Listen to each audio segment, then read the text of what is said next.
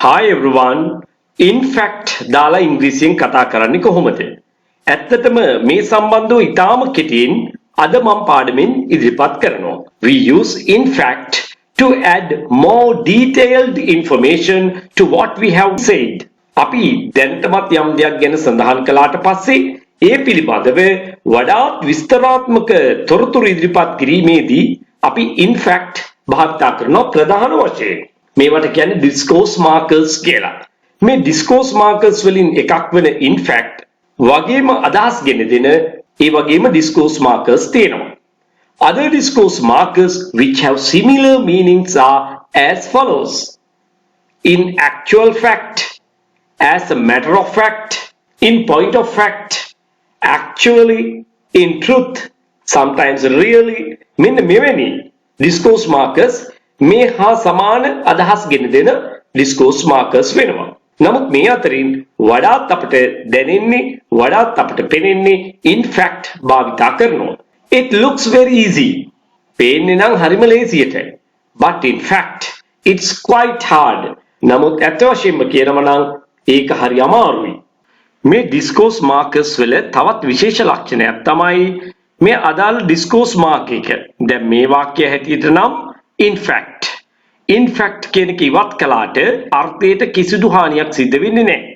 අපි මුලින් යම් කාරණාවක් සඳහන් කරලා ඒ ගැන වැඩි විස්තරයක් කියන්න යනකොට අපි මේ වාගේ දියදුම් පාවිච්චි කරනවා. විශේෂයෙන් ඉංග්‍රීසි කතාවේදී අපේ කතාව එහෙම නැත්නම් අපේ ෆ්ලෝ එක ගලාගෙන යෑම පවත්වා ගැනීම සඳහා බෙහෙවින්ම උපකාරී වෙනවා discourse markers. ඇතැම් කරුණු කාරණා සම්බන්ධව මෙහෙම කෙටියෙන් උනත් කතා කරන්නයි ඉදිරියටත් බලාපොරොත්තු වෙන්නේ. ඉතින් ඔයාගේ අදහස් උදහස් යෝජනා චෝදනා සියල්ල කමෙන්ට් සෙක්ෂන් එකේ සඳහන් කරන්න.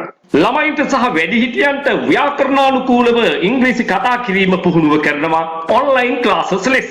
එක කණ්ඩායමකට බඳු උගන්වන්නේ සිසුන් 10 දෙනෙක් පමණයි. මාසෙකට පැය 8ක් උගන්වනවා. මාසික ගාස්තුව ළමයින්ට නම් රුපියල් 2000ක් විතරයි. වැඩිහිටියන්ට රුපියල් 3000ක් විතරයි. දැන් මේක බැලු බැලමට ලොකු මුදලක් වගේ පේනවා. ඔයාම කල්පනා කරලා බලන්න කණ්ඩායමකට ඉන්නේ 10 දෙනෙක් පමණයි. එතකොට විතරයි පුහුණු වෙන්න අවස්ථාව තියෙන්නේ. පුහුණු වුණොත් විතරයි ඉංග්‍රීසි කතා කරන්න පුළුවන් වෙන්නේ. කණ්ඩායමකට එකතු වෙන්න අපහසු නම් ඒ සඳහා වෙලාවක් නැත්නම් Tamanට පහසු වෙලාවක් සූදානම් කරගන්න පුළුවන් මාත් එක්ක කතා කරගෙන.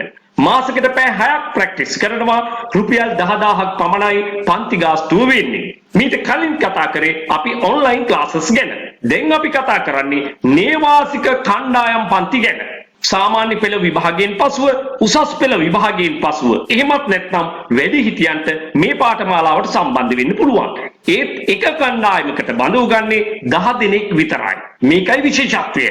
කණ්ඩායමේ පිරිස අඩු වෙනකොට ඔයාට පුහුණු වෙන්න ලැබෙන පැය ගණන අවස්ථාව වැඩි. එහෙමනම් ඔබට නියත වශයෙන්ම ඉංග්‍රීසි කතා කරන්න පුළුවන්. මේ පන්තියේ විශේෂතා ගොඩක් තියෙනවා. ව්‍යාකරණ සමග කතා පුහුණුව දවසකට පැය 10ක්ම සිදු කරනවා. එහෙනම් හිතා ගන්න පුළුවන් නේද කොයිතරම් ප්‍රමාණයක් පුහුණු වෙන්න ඔබට අවස්ථාව දීලා තියෙනවද කියලා. ආහාර පාන සමග නවාතැන් පහසුකම් සපයනවා. සම්පූර්ණ පාඨමාලා ගාස්තුව රුපියල් 75000ක් පමණයි. මේ ගාස්තුව කියනකොට මේක ලොකු මුදලක් විදියට ඔයාට පේනවා. නමුත් අතිශයින්ම ප්‍රායෝගික වෙන්න. යථාර්ථයේ තේරුම් ගන්න. 75000 බෙදලා බලන්න දින 45යි. දිනකට ඔබ වැය කරන්නේ 1666ක් පමණයි. කන්න බොන්න අවස්ථාව ලැබෙනවා. ඉනුම් හිටුම් ලැබෙනවා. දවසකට පැය 10ක් ඉංග්‍රීසි කතා කරන්න පුහුණු කරනවා. දැන්වත් ඔබ ප්‍රඥාව අවදි කරගත යුතුයි. දැන්වත් ඔබ යථාර්ථයේ තේරුම් ගත යුතුයි. එහෙමනම් ඔයාගේ සැබෑ උවමනාව සැබෑ කැමැත්ත ඉංග්‍රීසි කතා කරන්න නම් ඔබ නියත වශයෙන්ම ඉංග්‍රීසි කතාව පුහුණු විය යුතුයි. ඔයාට තාමත් ඉංග්‍රීසි කතා කරන්න බැරි නම් වරද තියෙන්නේ ඔයාගේ අතේමයි. ඔයා හරි දේ හරි විදිහට තෝරගන්න දන්නේ නැතිකම නිසායි. මේක කිව්වට අමනාප වෙන්න එපා. නමුත් මේක නෙමෙයිද සත්‍යය. ඔබ ඉගෙන ගන්න ක්‍රමය වෙනස් කරන්න. ඔබට සුදුසුම පන්තියකට සහභාගී වෙන්න තරම් ඔබ ප්‍රඥාවන්ත විය යුතුයි. ඔයා මගේ පන්තියට සහභාගී වෙන්න අවශ්‍ය නැහැ. මොන පන්තියට සහභාගී වුණත් හොඳ ගුරුවරයෙකු යත්තේ කුඩා කණ්ඩායම් පන්තියකට සහභාගී වුණොත් ඔබට පුහුණු වෙන්න අවස්ථාව වැඩියෙන් ලැබෙනවා නම් ඔයාට අනිවාර්යයෙන්ම ඉංග්‍රීසි කතා කරන්න පුළුවන්. මේක තමයි පරම සත්‍යය. ඔබ එකඟ නම් මා සමග ඔයා මේ වීඩියෝව ඔයාගේ හිත මිතුරන් අතරේ ෂෙයා කරන්න. ඔයා ඊළඟ කණ්ඩායමට එකතු වෙන්න කැමති නම් අපිත් එක්ක 071 011 22 62ට දැන්ම WhatsApp පණිවිඩයක් යොමු කරන්න.